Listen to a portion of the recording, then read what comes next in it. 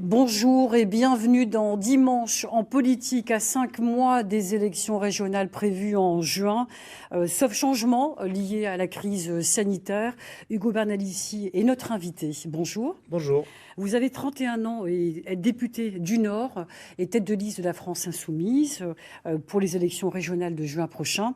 Vous aimeriez bien succéder à Xavier Bertrand à la présidence des Hauts-de-France, mais avec quel projet, quel programme, donc quelle solution face à la crise sanitaire, économique et sociale qui nous frappe ici comme ailleurs. Mais avant d'en parler dans un instant, êtes-vous favorable tout d'abord à l'extension du couvre-feu à 18h sur l'ensemble du territoire français ? Mais écoutez, on ne m'a pas demandé mon avis.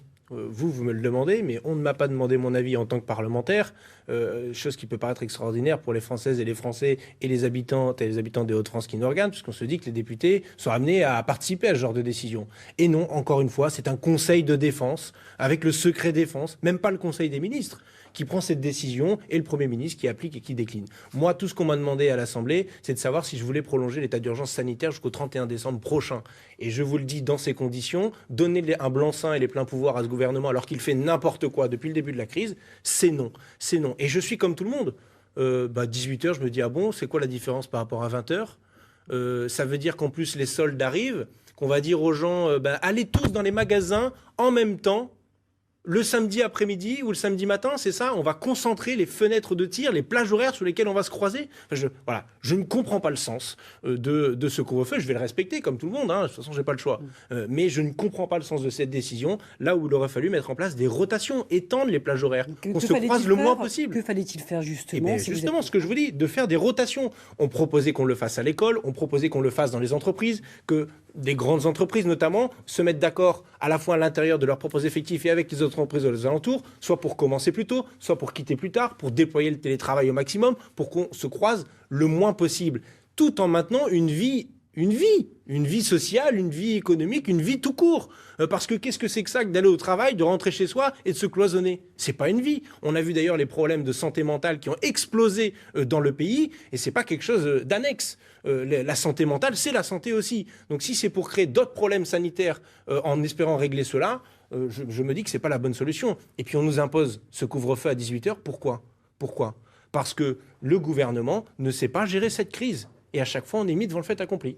Alors avant de poursuivre avec vous, Ugo Bernalicis, pour celles et ceux qui ignorent qui vous êtes, voyez ce portrait signé Jean-Louis Manant.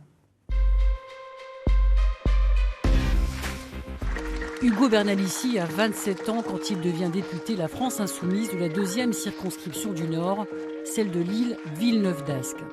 Un scrutin un peu fou. Le jeune candidat réussit au second tour à combler un retard abyssal de 1500 voix et se fait élire avec 64% des suffrages. Le meilleur score de tous les députés de la France Insoumise.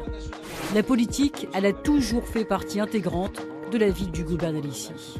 Famille communiste, famille engagée, famille militante, passage rapide par le PS puis repéré par Jean-Luc Mélenchon. Salut petit. Ugo Bernalicis mettra quelque temps à sortir de l'ombre de son flamboyant confrère, l'autre député LFI de Lille, Adrien Quatennens, patron du parti. Mais Ugo Bernalicis est un attaquant, un numéro 10 de la politique. Le ministre de la Justice en sait quelque chose. Si Éric Dupond-Moretti fait l'objet d'une enquête de la Cour de justice de la République pour prise illégale d'intérêt, il le doit aux jeunes députés.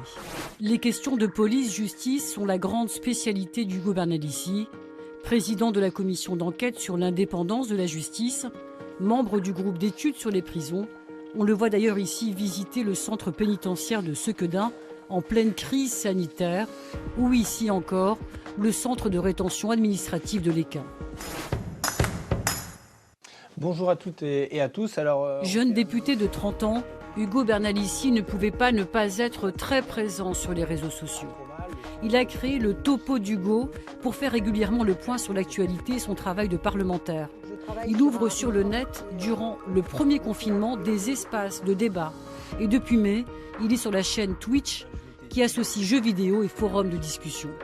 Cet amoureux du game fait d'ailleurs partie d'un autre groupe d'études à l'Assemblée nationale, celui des jeux vidéo. Ugo Bernalicis aime jouer, demandez-lui une imitation de Nicolas Sarkozy, vous ne serez pas déçus. Ce déplacement, quoi. Alors, pas déçu. Alors, est-ce que le plus difficile, ce n'est pas de décevoir ses électeurs? Ben, j'espère que c'est pas ce que je fais, en tout cas, mais oui, il faut pas décevoir ses électeurs. Alors, moi, je suis élu parlementaire. Mon travail, c'est d'aller à l'Assemblée nationale, de me positionner sur les textes nationaux, et je le fais volontiers. J'y passe des heures colossales, du temps très important, et ça me semble être déterminant. Je sais que souvent, on a l'image du député qui est aussi là en circonscription pour faire les fêtes des écoles. Bon, en ce moment, avec le Covid, de toute façon, il n'y en a plus, mais c'est pas exactement ma conception du parlementaire. Quand je vote la loi, je vote pas la loi pour ma circonscription. Je vote la loi pour le pays. Je suis élu de ma circonscription, c'est là mes racines, c'est là mes attaches, mais c'est bien l'intérêt général qui me guide et qui m'anime. Et je pense que c'est ce que devrait et ce que doivent faire l'ensemble des parlementaires à l'Assemblée nationale. Mais c'est sûr que décevoir ses électeurs, c'est jamais une bonne idée, et je pense que François Hollande en sait quelque chose. Alors parlons des régionales qui, sauf surprise ou report qui n'est pas à exclure, donc devrait se dérouler en juin prochain. Vous êtes donc tête de liste de la France Insoumise pour ce scrutin. Alors pourquoi faire de la figuration, prendre date ou bien pour gagner? Dans l'idéal, j'ai envie de vous dire pour gagner. J'ai envie de vous dire pour gagner. Raisonnablement, je me dis une chose, c'est qu'on a vu comment se sont passées les élections municipales, on voit comment s'avancent les élections régionales avec une participation extrêmement faible. On sait que les électeurs, qu'on va classer plutôt à gauche, se mobilisent beaucoup moins sur les scrutins intermédiaires, sont beaucoup plus abstentionnistes. L'équation paraît extrêmement compliquée.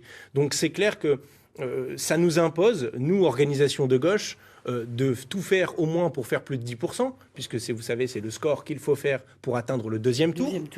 Et ensuite, on verra, n'advienne que pourra.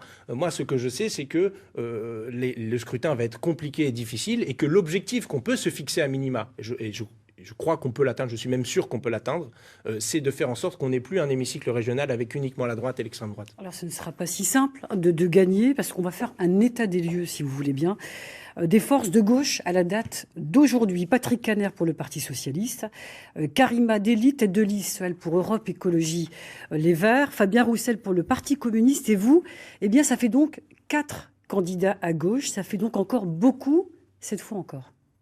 Oui, enfin, les différentes organisations politiques étaient présentes sur ma circonscription aux élections législatives, ça ne m'a pas empêché de gagner, ça ne vous aura pas échappé. Et moi je crois que si on se met tous d'accord au premier tour, ça peut faire un score assez intéressant, mais ça atteint vite son plafond de verre. C'est-à-dire que vous faites votre maximum au premier tour, et puis pour le deuxième tour, vous êtes déjà à votre maximum. Donc j'espère qu'on fera 50% tous ensemble, tous les 4 au premier tour, mais je crois que ça va être très compliqué. Donc pourquoi je dis ça? Parce que clairement, je vous ai dit, j'ai fait un petit tacle envers François Hollande juste avant, c'était pas complètement innocemment, puisque on a parmi les 4 têtes de liste, Patrick Kanner, qui est fort sympathique, avec qui j'ai fait le référendum d'initiative partagée sur Aéroport de Paris et contre la privatisation d'Aéroport de Paris, mais qui néanmoins reste un ministre de François Hollande, qui était avec François Hollande jusqu'au bout, et qui représente François Hollande, la trahison de l'électorat de gauche, la déception chez les électeurs, et je le dis très clairement, je ne suis pas sûr que les électeurs de la France Insoumise sont prêts à voter pour une liste avec Patrick Kanner. Et vous non plus d'ailleurs, tout le monde sauf le Parti Socialiste, dites-vous, vous aviez dit, vous le répétez encore aujourd'hui, pourquoi alors même que vous-même êtes un ancien socialiste, c'est là que vous vous êtes forgé votre trajectoire politique. On peut dire que je parle en connaissance de cause du coup. Bon. Et donc, en réalité, je crois que, y compris électoralement, imaginons que je sois cynique 5 minutes. En réalité, il vaut mieux que nous partions ensemble, les communistes et les écologistes, où nous avons plus de convergence d'intérêts programmatiques, et que les socialistes partent de leur côté au premier tour et qu'on fusionne éventuellement au deuxième tour. Ça me paraît plus respectueux des électeurs et permettre de faire en sorte qu'il y ait une dynamique. Voilà, après, vous savez, si tout le monde veut se mettre d'accord et qu'on doit être tous les 4, si les écologistes et les communistes me disent « Attends, Hugo, enfin, la France Insoumise, vous êtes pénible, les socialistes veulent venir avec nous, mettons-nous tous les 4 ». Je vais pas l'empêcher. On en sera aussi, etc. Mais je ne pense pas que ce soit la bonne combinaison. Voilà, je le dis. Donc, le Parti Socialiste, donc pourtant, selon Patrick Kanner, du Parti Socialiste, la division, elle est mortifère. L'union est prolifique. Il n'est pas illégitime dans une région qui a l'histoire qui est la sienne. Le Parti Socialiste est le mieux placé pour représenter les forces de gauche au regard des élections, des résultats obtenus lors des dernières municipales. Alors, que lui répondez-vous, sachant qu'il n'y a donc qu'un seul maire dans le Nord-Pas-de-Calais, en tout cas, donc de la France Insoumise, donc à Fâche-Tuménil. Pourquoi est-ce que le rassemblement a été possible dans le cadre d'Union de la gauche avec le Parti socialiste pour les municipales et pas cette fois-ci ? Parce qu'ils se sont mis d'accord sur le programme et sur le fond, et que les représentants socialistes de Fâche-Tuménil n'étaient pas dans le gouvernement de François Hollande. Ça ne vous aura pas échappé. C'est pas exactement la même chose quand vous avez... C'est une histoire de personne. Mais c'est une histoire politique. Patrick Kanner parle d'histoire, justement. Il représente quelque chose. Et c'est pas contre lui, je veux dire, contre sa personne. J'ai rien contre lui, il est fort sympathique. C'est une question politique. Quel message on donne en disant qu'on prend un ministre de François Hollande qui nous a conduit dans la situation à laquelle aujourd'hui, qui a mis en orbite Emmanuel Macron. Enfin, quand même, je veux dire, est-ce qu'on ne peut pas trouver quelque chose d'un peu plus clair? Alors, voilà. Quelle alliance envisagez-vous, voyez-vous, donc pour ces régionales? Donc vous parliez de combien de listes? 1, 2, 3 ou 4? Moi, je plaide pour qu'il y ait une liste commune entre les communistes, les écologistes et nous. Voilà. Quant à savoir qui doit conduire cette liste, je vais vous dire qu'en réalité, je m'en fiche. En 2010, j'étais moi-même aux élections régionales derrière les communistes. Ça ne m'a pas posé de difficulté. En 2015, j'étais moi-même aux élections régionales sur la liste derrière Europe Écologie Les Verts. Ça ne m'a pas posé de difficulté. Et je propose, d'ailleurs, cette fois-ci, je l'ai proposé. Je pense que nous, France Insoumise, nous sommes à l'équilibre entre les communistes et les écologistes, que nous sommes en capacité d'être le dénominateur commun pour être ensemble tous les trois. Parce que je vois bien les militants écologistes qui ne veulent pas aller avec le Parti communiste pour des raisons un peu identitaires liées aux questions environnementales, comme chacun sait. Et réciproquement, je pense qu'il va falloir faire un peu mettre de côté quelques convictions pour en mettre en avant d'autres qui nous sont communes, et je crois qu'on en est capable. Où en sont les discussions à la date d'aujourd'hui? Écoutez, je ne vais rien vous cacher, les discussions les plus avancées, les discussions sont toujours ouvertes, voilà, premièrement. Les discussions les plus avancées sont avec les communistes, avec Fabien Roussel en l'occurrence. Pourquoi? Parce que nous avons une discussion sur des accords aussi nationaux où chacun, on va se soutenir réciproquement. Après, il y a une petite difficulté, c'est qu'il faut que Fabien Roussel entende que quand même, si on se met d'accord, c'est pas pour incriminer la France Insoumise sur des plateaux nationaux en vue de la prochaine présidentielle. Enfin, il faut se respecter un petit peu, un minimum. Les écologistes, moi, j'apprécie beaucoup Karima Delli. On est en discussion avec elle aussi, mais les écologistes ont une difficulté, c'est qu'ils ne veulent pas de discussion nationale. Ils veulent être tête de liste partout. Voilà des gens qui vous expliquent qu'ils sont pour l'unité, qui signent des tribunes pour l'union de la gauche tous ensemble, et qui, à la fin, revendiquent d'être tête de liste partout. Bon, c'est pas respectueux, ça. C'est pas respectueux. Donc, on attend, et j'espère que la situation évoluera. Vous avez maintenant vous-même toutes les cartes en main. Et en tout cas, je pense que tout le monde est plutôt d'accord pour que Patrick Kanner ne soit pas la tête de liste d'une union de la gauche. Alors donc, une dernière question sur cette partie, on va dire, le risque d'une telle division entre les forces de gauche, c'est de ne pas donc accéder au second tour et de renouveler le scénario d'il y a 6 ans. Regardez, on va un peu rafraîchir la mémoire, donc aux dernières régionales de décembre 2015, donc il y avait 4 candidats de gauche, là encore, au premier tour et plus personne au second, face à Marine Le Pen. Seul Xavier Bertrand, vous aviez donc disparu de l'hémicycle durant 6 ans. La gauche, c'était pourtant un traumatisme et aujourd'hui vous recommencez. Pourquoi ? Ah non, on ne recommence pas, mais attendez, la fois dernière, vous allez un peu vite sur le scénario. Le Parti socialiste a décidé de se désister, de ne pas se maintenir. Il pouvait se maintenir et le faire. D'ailleurs, je me souviens, il me semble-t-il, que les communistes avaient annoncé une liste commune avec les socialistes au deuxième tour et que 2-3 heures plus tard, nous avions le regretté Pierre de Saint-Ignon qui lui-même annonçait le retrait. Bon, moi, j'ai jamais demandé à ce que le Parti socialiste se retire. D'ailleurs, j'étais sur une liste qui a fait 4,9%, donc qui n'avait même pas son mot à dire dans l'équation. Et si on ne veut pas reproduire ça, alors il faut qu'au moins une des listes à gauche fasse plus de 10 et accepte de se maintenir et d'avoir le débat. Alors, tout porte à croire que ce sera donc Sébastien Chenu qui accédera au second tour pour le Rassemblement national. Êtes-vous prêt à vous retirer si vous n'accédez pas au second tour ? Je ne suis pas complètement fou, c'est-à-dire que si le Rassemblement national fait 49,9% et que Xavier Bertrand fait 30%, bon, va falloir sérieusement discuter, même si ce n'est pas l'option sur laquelle je travaille. Heureusement, le Rassemblement national semble ne plus être en dynamique. C'est ce que nous ont montré les élections municipales. Donc c'est tant mieux, et j'espère qu'on ne sera pas dans ce cas de figure. En tout cas, ce que je souhaite, c'est qu'on ne décide pas a priori de s'exclure du deuxième tour. Ça c'est mortifère pour les électeurs, parce qu'ils se disent à quoi bon voter pour ces gens qui finalement ne seront jamais au deuxième tour. Et c'est mortifère pour les 6 années à venir, puisqu'il n'y a plus personne dans l'hémicycle régional pour porter les valeurs de la gauche.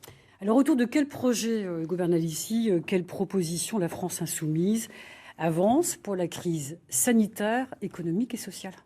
Alors écoutez, vous avez un certain nombre de propositions que nous faisons, et je dois dire de but en blanc qu'il ne faut pas croire que la région a toutes les cartes en main pour régler tous les problèmes. C'est même plutôt le contraire. Elle a assez peu de cartes en main pour régler assez peu de problèmes. Les politiques étant largement nationales, et la crise sanitaire nous a montré que finalement, un État central qui est capable de s'organiser est sans doute plus efficace qu'une myriade de collectivités locales livrées à elles-mêmes. Bon, ça c'est une première réalité. Néanmoins, la région a un atout particulier, une compétence particulière, c'est le développement économique, qui est quelque chose de central. La question sociale, la question du chômage, la question des licenciements, la question de la création de l'emploi dans cette région sont des questions centrales que nous devons pouvoir traiter avec la région. Alors ça, c'est le premier élément, et c'est pourquoi nous proposions déjà, et nous continuons de proposer, qu'il y ait des politiques pour relocaliser l'économie, pour relocaliser de l'industrie. Alors le forcing a été fait, etc., mais on voit Ascoval qui s'en sort un peu dans le Valenciennois, vous savez, qui fait de la métallurgie. Mais combien d'entreprises autour ont mis la clé sous la porte? Combien d'entreprises sont encore en train de mettre la clé sous la porte? Relocaliser, mais comment? Eh bien pour ça, il faut des aides publiques. Et la région, c'est son rôle de faire des aides publiques. Mais il ne faut pas faire des subventions dont on vient pleurer et regretter qu'ensuite elles ont servi à payer les actionnaires. Je pense à Bridgestone notamment. On a vu le président Xavier Bertrand ruer dans les brancards, expliquer que c'était un scandale, etc. Mais qu'est-ce qu'il a fait? Qu'est-ce qu'il a fait pour récupérer la subvention? Rien. Et quand Bridgestone est revenu la dernière fois, ils ont dit « on veut bien vous ordonner une couche si vous acceptez de rester ». Enfin, c'est insupportable, c'est insupportable. Moi, je pense qu'il faut aider les salariés à reprendre leur outil de travail quand le capital s'enfuit ou s'en va et ne veut plus faire tourner des entreprises qui sont quoi? Dans 90% des cas, des entreprises qui sont viables économiquement, qui ont un carnet de commandes, qui ont des clients. Et ça c'est le rôle de la région. Alors, bien sûr, évidemment, vous pourriez me dire que, oui, mais attendez, il y a des règles européennes, la puissance publique ne peut pas intervenir partout, il y a des règles de la concurrence, etc. Eh bien oui, je dis, il faut contrevenir à ces règles de la concurrence. 2 mesures phares, donc pour ces régionales, dans le cadre de votre programme. Eh bien donc, cette relocalisation me semble déterminante. Et donc, reprendre les subventions aux entreprises qui ne jouent pas le jeu, qui délocalisent et qui détruisent de l'emploi, premièrement, et donner des aides, des subventions et des prêts garantis à tous les salariés qui voudront reprendre leur outil de travail. Ça me semble déterminant. Vous l'avez dit, et autrement, et la transition écologique dans notre région doit être faite. Il faut aider massivement l'agriculture biologique à s'implanter dans notre région. Ce n'est pas suffisamment le cas encore? Non, ce n'est pas du tout suffisamment le cas encore. Et s'il fallait prendre un exemple, celui des betteraves, qui a été sur le devant de l'actualité encore récemment, nous ont montré que finalement, bah oui, on aurait peut-être mieux fait de se convertir au bio plus rapidement, puisque les cultures bio de betteraves vont mieux résister. Donc comment feriez-vous alors? Eh bien, il faut injecter des financements publics. C'est toujours pareil. Qu'est-ce que vous voulez faire d'autre? Qu'est-ce que vous voulez faire d'autre? Quel financement? Eh bien, ils existent déjà, ces financements, puisqu'on a déjà donné de l'argent à Bridgestone qui a servi à rien, donc il faut le donner à d'autres entreprises. Et puis, il y a les fonds de la région en tant que tels, qu'elle perçoit déjà, la dotation globale de fonctionnement. Mais là où vous avez raison, c'est que les fonds ne sont pas illimités. Et pourquoi? Parce qu'il y a eu les réformes successives d'austérité. Alors, Emmanuel Macron a un peu tasser les choses, c'est-à-dire stabiliser les choses à un niveau extrêmement bas de financement des collectivités locales. Mais il faut assumer un rapport de force avec l'État. Je le dis, il faut assumer un rapport de force avec l'État. Et comment voyez-vous justement ce rapport de force qui semble être, on va dire, votre clé de voûte? Eh bien, il faut l'organiser. Vous parlez systématiquement de rapport de force. Vous estimez qu'aujourd'hui, il n'est pas suffisamment présent? Non, du tout. Surtout pour une région comme la nôtre, qui, sur des tas d'indicateurs socio-économiques, est quand même très en deçà des autres régions et du reste du pays. Ce qui est insupportable. Et donc, on devrait pouvoir être en capacité d'avoir plus de moyens que les autres pour les questions de santé, plus de moyens que les autres pour les questions d'éducation, plus de moyens que les autres pour les questions de sécurité, plus de moyens, etc., etc. Et ça réside dans une discussion avec l'État central, notamment dans le cadre du contrat de projet État-région. Vous savez, il arrivera à échéance, il faudra renégocier. Donc, il vaut mieux avoir quelqu'un comme moi qui va négocier le contrat de projet État-région, qui sait où il veut, qui sait ce qu'il veut faire, qui sait qu'il veut relocaliser et pour combien, plutôt que ceux qui sont là pour gérer l'existant. Voilà. On n'est pas là pour faire les gestionnaires, pour être la tête suivante à la tête de la région, pour faire sympathique. On est là pour essayer de changer les choses. Mais je vous le dis, moi je crois fondamentalement que le changement principal, il ne pourra venir que de l'État central et de l'élection présidentielle de 2022. Je ne veux pas vendre du rêve aux gens. C'est pas vrai que la région est en capacité de tout gérer et tout régler. La preuve, Xavier Bertrand n'a rien géré et rien réglé. Alors, juste avant d'aborder Xavier Bertrand et son bilan, donc il en est question en tout cas durant cette émission, un point important, une compétence importante de la région, c'est celle des transports. Que proposez-vous concernant les transports? Alors bon, sur les transports, l'idée générale, pour ce qui nous concerne, c'est de diminuer le prix plutôt des transports pour les usagers et d'étendre la gratuité.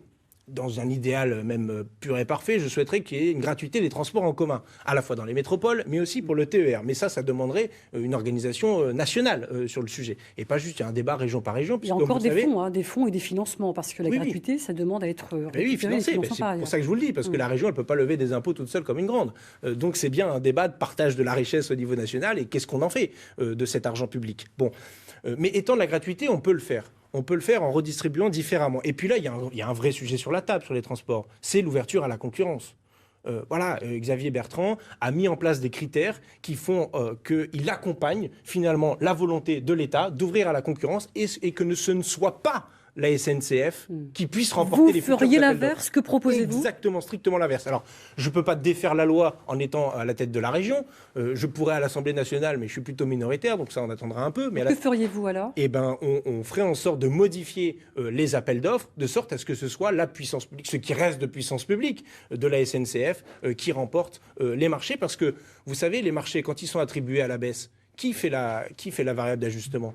Soit l'usager par le prix, soit les gens par leurs conditions de travail et leur salaire. Et ça, je ne l'accepte pas. Alors, vous parliez de Xavier Bertrand, justement, donc un autre projet qui est donc celui du candidat sortant Xavier Bertrand. Quel bilan, on a commencé donc un peu à l'entendre, dressez-vous de l'action de Xavier Bertrand donc à la présidence du Conseil régional des Hauts-de-France depuis maintenant 6 ans ? Qu'est-ce que je vous dis ? C'est un gestionnaire, il a géré comme les précédents et comme le feront les suivants si ce n'est pas nous qui remportons ces élections. Et je dois dire que c'est tout à fait dommage parce que notre région est pleine de potentialités. Et juste regarder les trains passés des usines qui ouvrent, qui ferment, plus souvent qui ferment, finalement, est-ce que c'est un bon bilan ? Rien ne trouve grâce à vos yeux. Donc là, dans le cadre de cette pandémie, donc il y a donc un plan de relance d'1,3 milliard tout de même. Pour vous, ça n'est pas suffisant ? C'est bien qu'il y ait un plan de relance, mais pourquoi faire ? Pour investir dans quoi ? Dans où ? Pour accompagner donc des entreprises en difficulté, elles sont nombreuses. Vous estimez qu'elle ne va pas assez loin ? J'espère qu'on va les accompagner parce que j'ai vu que le Premier ministre, c'était pas son objectif. Vous savez, il a annoncé un seuil, il fallait 1 million de chiffre d'affaires pour pouvoir avoir des prises en charge. Ah, c'est la grande nouveauté, en même temps que le couvre-feu de 18h. Donc toutes celles qui sont en dessous d'1 million, c'est-à-dire la grande masse, qu'est-ce qu'elles font ? Donc elles vont effectivement se retourner sans doute vers les régions. Oui, il faut les aider. Oui, il faut des garanties, des prêts, des subventions, tout ce que vous voulez, tous les outils économiques qu'on a à notre disposition. Mais il faut aussi que ce soit garanti par l'État. Parce que si c'est pour endetter les collectivités territoriales et qu'ensuite l'État central il va dire aux collectivités « Ah regardez, votre niveau d'endettement, c'est scandaleux, supprimez des fonctionnaires », puisque c'est ce qui se passe quand même. Non, c'est niette aussi, c'est pas possible. Et je sais que Xavier Bertrand est dans cette piste-là, qu'il a diminué le nombre de fonctionnaires territoriaux dans la région. Et donc ce n'est pas du tout notre projet politique. Quant aux investissements qu'il faut faire, il faut remettre en place des filières. Je vous ai parlé de la transition écologique, notamment dans l'agriculture. On pourrait le faire aussi dans la filière forestière, dans la production de bois et dans sa transformation. Un sujet, alors il est peut-être plus anecdotique, mais il parlera sans doute à beaucoup de gens, c'est celui de la filière brassicole, qui me tient particulièrement à cœur, dans la fabrication de la bière, de relocaliser la production de houblon, etc., etc. Il y a des belles choses à faire dans cette région, qui ne sont pas faites aujourd'hui, et qu'on fera demain. L'actualité, c'est aussi la crise sanitaire, bien évidemment. Êtes-vous favorable à la vaccination ? Alors oui, je suis favorable au principe de se faire vacciner et à la vaccination. Je trouve dommage qu'on ait accès qu'à un seul vaccin et que la liberté s'arrête au choix d'un seul vaccin, mais mettons ça de côté.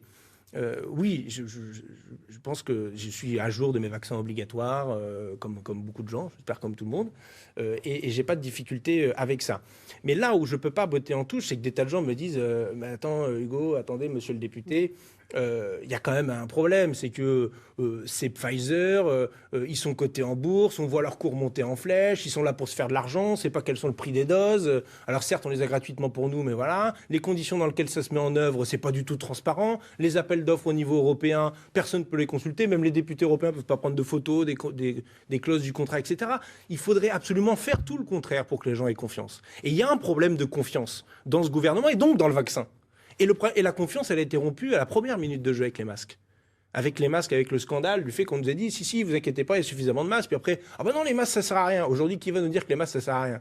Ce serait bien malvenu, celui qui dirait ça. Pour ces élections régionales à venir, la région, justement, doit-elle jouer un rôle plus important dans ce domaine ? Non, je ne suis pas pour que ce soit la pagaille. Comme le propose par ailleurs Xavier Bertrand. Non, je ne suis pas pour que ce soit la pagaille. Aider l'État central et se coordonner avec lui pour l'aider d'un point de vue logistique, oui, ça me semble plutôt évident. Vu comment le gouvernement est à la ramasse sur les questions logistiques, oui, qu'il y ait du renfort, tant mieux. Mais pas chacun fait son truc, chacun commande ses doses, etc. Alors là, c'est la fin des haricots. On a besoin d'organisation, de coordination. Pas chacun fait ce qu'il veut dans son coin. Moi, je ne suis pas pour que ce soit la pagaille. C'est du ressort de l'État. Oui, c'est du ressort de l'État. Et si possible, j'ai même envie de dire plutôt de la représentation nationale que de l'exécutif quant à la prise de décision. Parce que je vous l'ai dit tout à l'heure, avoir un conseil de défense qui décide tout seul dans son coin, des parlementaires qui lèvent les mains en cadence, ne sachant même pas ce qui va advenir, ce n'est plus possible de fonctionner de la sorte.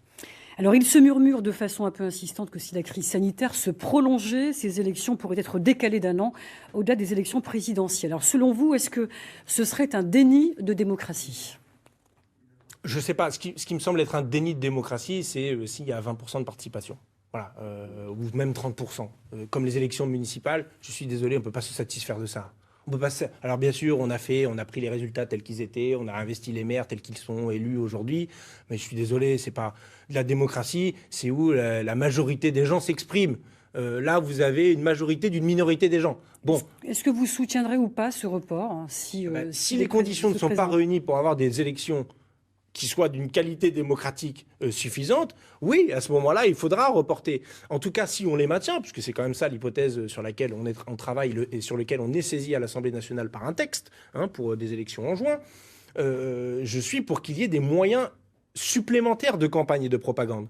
Qu'au lieu qu'on ait juste 2 pages recto verso pour se présenter sa trombine et sa candidature, qu'on ait peut-être 4 pages ou 8 pages, j'en sais rien, qu'on ait des encarts dans la presse gérés et réglés par l'État de manière égalitaire un peu partout, de sorte à ce que tous les candidats puissent s'exprimer. Parce que vous nous voyez demain l'affaire du porte-à-porte avec le couvre-feu à 18h ? Non mais sérieusement, on parle d'une campagne dans ces conditions-là ? Enfin, je veux dire, et alors du coup, si c'est fin juin et que le couvre-feu, le prochain renouvellement, c'est au 1er juin, parce qu'on nous donne la date du 1er juin, qu'est-ce que vous voulez qu'on fasse ? Ce sera le mot de la fin. Merci à vous d'avoir accepté notre invitation. C'est la fin de cette émission. Merci à vous de l'avoir